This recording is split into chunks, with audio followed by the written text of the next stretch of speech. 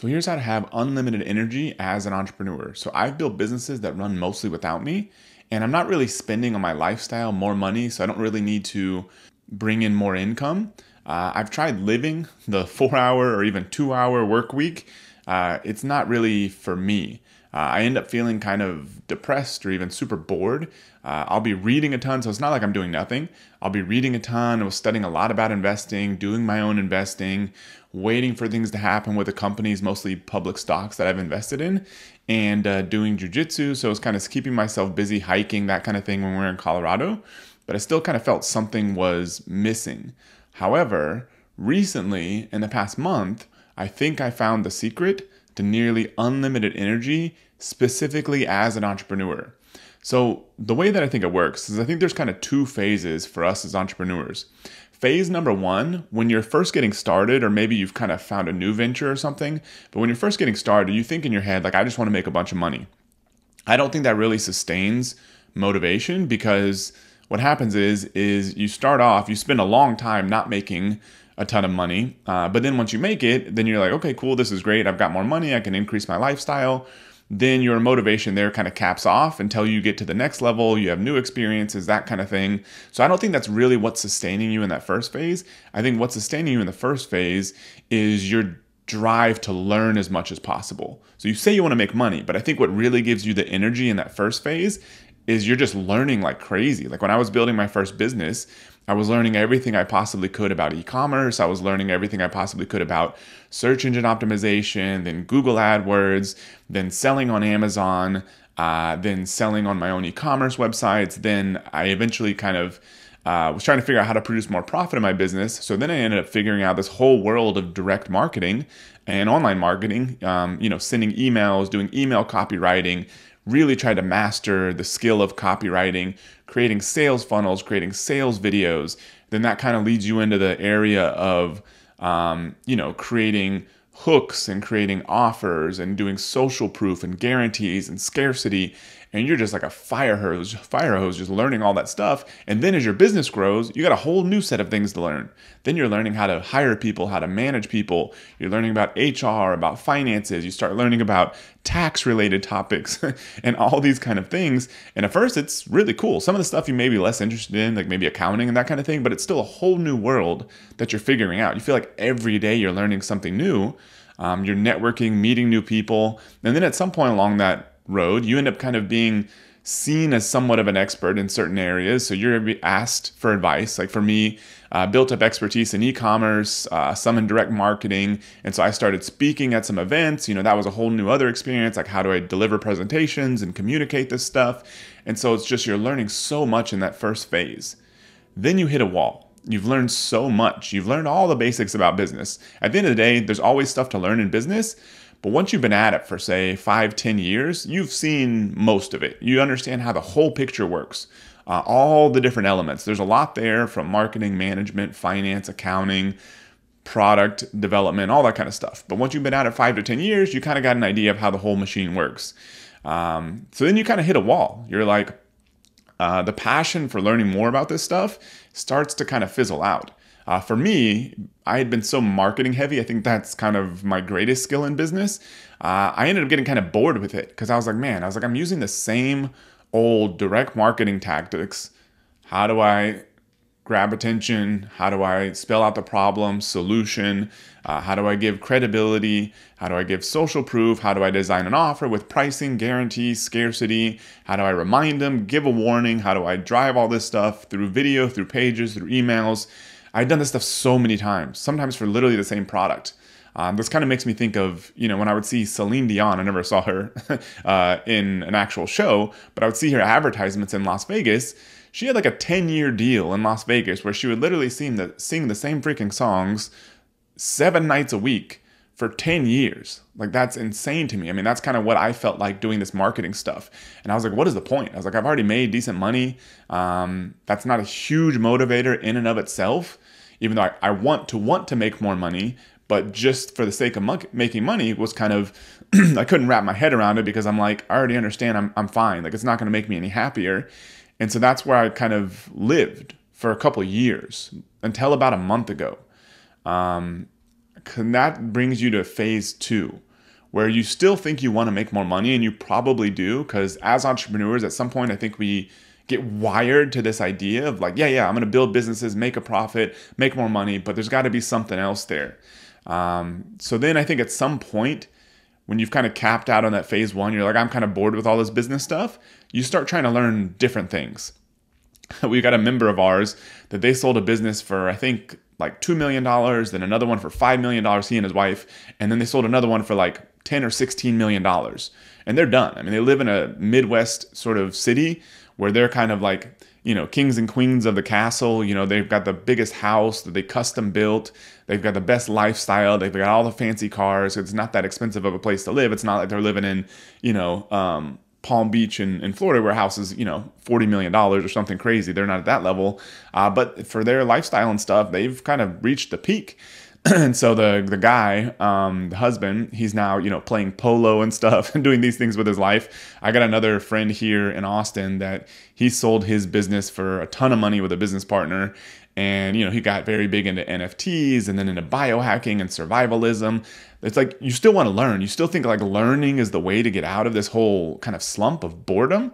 Once you've kind of been through that whole phase as an entrepreneur, had some big financial success, you realize you don't really need more money. But I think kind of going back to it as an entrepreneur, I think you're wired to want to make more money, but you just know it's hard to make yourself want to make more money.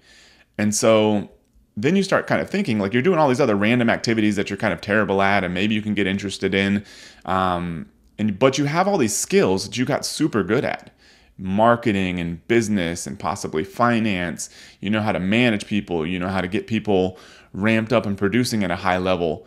But you have a hard time mustering up the energy to want to use those skills. And that's where I was for the past 2 years until about a month ago. So this is very new. But I think there's so much power in this is the reason I wanted to share this. I kept banging my head against the wall, kind of, I wanted to feel on fire. I wanted that urge of like an entrepreneur where you just feel like early stages where it's just kind of like all consuming and you're not like obsessive necessarily where you're kind of letting everything else in your life fall apart. I don't think that's good. But instead, you're just so energized by learning all that stuff as an entrepreneur that you never are bored. You're never kind of wondering what to do next. There's just not enough hours in the day. And I think that's a great place to be. You're all consumed by this thing you're passionate about. That's what I wanted. That's what I wanted. That's what I wanted to get back to, but I couldn't figure out the answer. I paid this one guy $10,000. It's a psychologist. He gave me a lot of advice, a lot of help, helped me realize some things about myself, but that was like 6 months ago. And I was still not really putting all the pieces together. But then part of what he said, his name is Jack Skeen, by the way, great guy, highly recommend his service if you're kind of a higher level entrepreneur. But some of the stuff that he said, which for me, he meets with some clients and he finds that they're kind of like, hey, you're just like super selfish. You don't need to hide that fact. You don't need to sort of try to be someone you're not. And so just lean into that. You are what you are. And that's how you're going to have your greatest strength. For me, fortunately, I guess, he found that I'm not like that. Like I get more energy and more excitement from helping other people. This is directly out of him. This isn't me just trying to make myself feel good. Sometimes I honestly wish all I cared about was making money. Life would be so much easier. But that's not what gets me going. It's not what gets me excited. So I had that thought in my head. But then at some point, just banging my head against the wall, I kind of had this epiphany of like, what if I just put all my focus into helping other people? And for me, like, doing pure charity just for some reason doesn't get me going at this stage. Maybe it will at some point. So there has to be some sort of like give and take where I can give everything I have to other people, but I'm also kind of getting something in return, financially, building a business, creating products, building a social media following, I guess, that kind of thing where I feel like I'm kind of directly sort of seeing the result of what I'm putting out there in addition to helping people, which is kind of my main focus. And so I said, kind of forget strategy, forget tactics. I'm just going to put my focus into helping people that I like to help, which also kind of came from my work with Jack Skeen, specifically bright, ambitious, good, hardworking people trying to get to the next stage of business growth. Early on, I got a lot of fulfillment from helping people from the very early stages. But then I kind of realized I got kind of annoyed because a lot of people, like I can't tell you how many friends and family members that I've just given access to our main course that some people paid, a lot of people, thousands of people paid $5,000, $3,500 to $5,000 for on how to build an e-commerce business. Not a single one that I ever gave it to for free did anything with it. And so, I have a business partner, Mike McClary, over at Amazing, and he would get all these friends and family members that would ask him all these questions about e-commerce. He'd be super stressed out trying to answer all these or ignoring them, not feeling good about that. I was like, just give them access to the course. They're never going to do anything with it. And so I think he started doing that. And it's just kind of like, hey, once you've been through this whole course, you've given it a try, let me know. I'm happy to help. 100% true. Most of them don't do anything with it. And so at some point I got kind of annoyed or disenfranchised with all the people who wouldn't do anything. So what I really like are the people, it doesn't matter if they're building their first business, they're on their last dollar, or they're already super successful. That doesn't matter to me. I want people that are good. They want to do good things in the world. They want to help people, create good products, sell good things, but they're also driven, ambitious, and hardworking. They're willing to do the work. So if you're somebody that's willing to do the work and you're proven to do that, then I'm more than happy to help. So that's the kind of people that I like to serve. And so that was it. I mean, every single day from that point forward, I've written down in my notebook, deciding what to do for the next day. I'll usually do this at night. What can I do today to best benefit others, especially good, driven, ambitious, hardworking people? That's my prompt for deciding what to do every single day. And then I write down a list. What ends up being about, I was kind of going through my notebook, what ends up being about 8 to 15 items. I could do this. Some of these are character traits that I'm kind of working on, focusing more on praising and appreciating people as opposed to, my mind immediately goes to like solving problems. And that's usually somewhat critical. Rather than being like, hey, you've done this good. I'm typically immediately trying to go towards, here's where we can get this better, which isn't really motivating for people. So that's some things that I'm working on like that, but some are more tangible, like, recording this right now is a thing that I think I can do to help other people, whether it's creating social media content, whether it's creating new products, or it's helping people that I work with, my business partners, Charles that runs our coffee company, Mike that runs Amazing in our software business, and the employees that I think fit the kind of mold of what I like to help. And so it's those things I rattle off, it ends up being like 8 to 15 items. And then each day I just get to work knocking off as many as possible. I'm not so concerned about getting them all done. I almost never get all these items done, but it doesn't matter because I'm working on what matters most to me. If I get 4 of them done, but they're all great things that I think are helping other people and stuff, fantastic. That's fine. And so I think probably normally maybe get like 70% done or so. And then I also write down one more thing, which is, could this benefit somebody? And if the answer is yes, then I do it. That kind of gets rid of, for me, all of the kind of social insecurity. Am I going to be as good as this other person? If I put this post out on Instagram, is it going to get 40 likes? Whereas, whoever, like Alex Hormozy or Gary Vaynerchuk, they get 20,000 likes, or even some of the guys that I follow that do jujitsu stuff, 50,000 likes and crap like that. It's like, I haven't put a lot of focus there, and maybe I'll just never be as popular as them, which is fine. But mainly because I haven't put a lot of focus there. But could it benefit somebody? Could this piece of content or this product that I create or this thing that I say to somebody, if it could help somebody, screw it. I just go ahead and do it. That's kind of my mantra. And that helps also, cuts through all that stuff, takes the focus off of me and puts it on other people. So how do you actually do this? Well, first, determine which phase you're in. Are you in that super intensive learning first phase? If so, lean into that. Keep learning as much as possible, growing. Learn all the areas of business, finance, accounting, networking, management, all of that stuff. Dig into all those things. Learn as much of that stuff as possible. But if you feel like you've kind of capped out there and are getting kind of bored, maybe you need to shift into thinking, who do you want to help? Who do you want to serve? These could be people, a certain type of people that you like to help, kind of like me, or could literally just be people close to you. You may have great motivation saying that, like, hey, I want to be able to do this for my kids, or this for my friends or family members or some other group of people. Like, that's totally fine too. I think at some point you're probably going to realize, unless you're just somebody that's like so obsessed with spending money and increasing your lifestyle, which is, I think, a minority of people that can let that keep them going for a long period of time, which I think is fine. If you got a ton of money, spend it. Why not? But I think as far as a motivating factor, at some point that kind of caps out. And so I think you got to figure out, how can you help other people in what you're doing? And that may mean, say, for example, like, I don't know Elon Musk's motivation. Maybe he's a terrible person. I have no idea. But if he's like, you know what, I really believe in this whole making the environment more clean, allowing people to not live on the planet Earth. And to do that, I have to create these massive companies that, oh, by the way, has made him hundreds of billions of dollars. Totally fine. He's got great cars. He's got a great service with his space company and all that kind of stuff. And so it's fantastic. He does well. Other people do well. It's great. And so hopefully the same thing happens for you.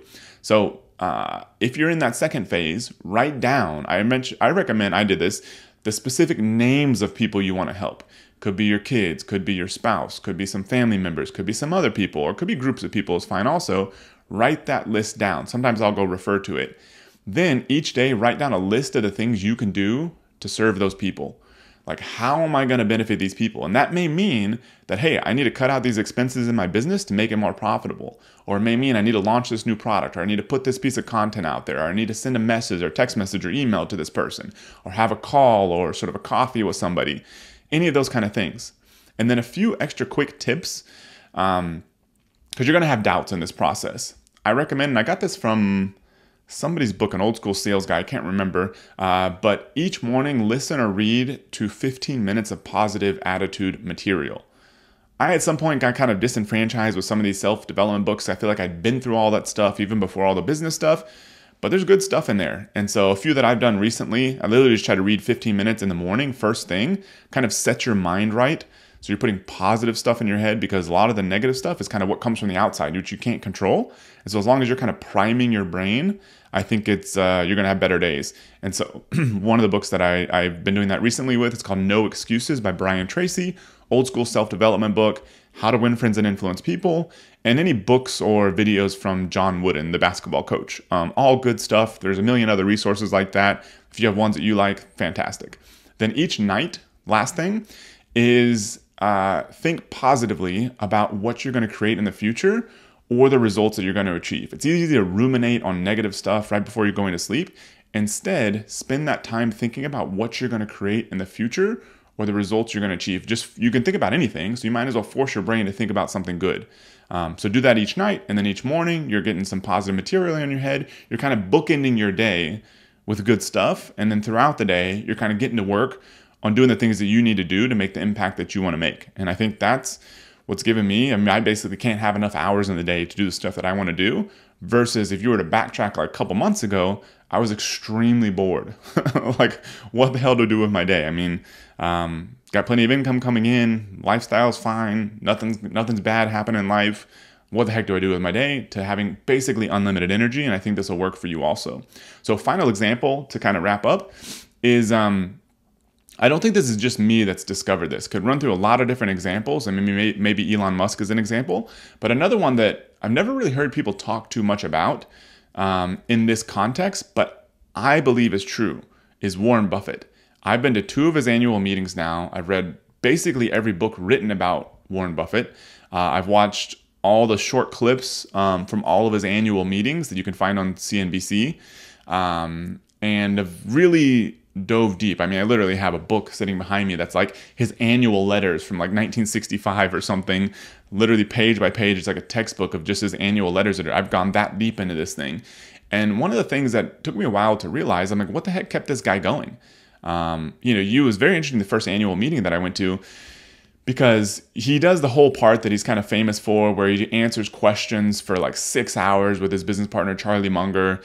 Super interesting. That's where a lot of content that gets published online comes from. But then it's an actual annual meeting for a publicly held company. So then at the end is like the short shareholders part, which is like the anticlimax to the whole thing. But it's, legal requirement as a public company. And he literally lets these people come up and ask questions or propose things to the business, and will literally be criticizing him about, his environmental impact or other parts of the business, or about how there needs to be different things changed in the public company. And he'll sit there and this is part of the company. I don't think he has to do this. He could probably pawn this off on somebody else.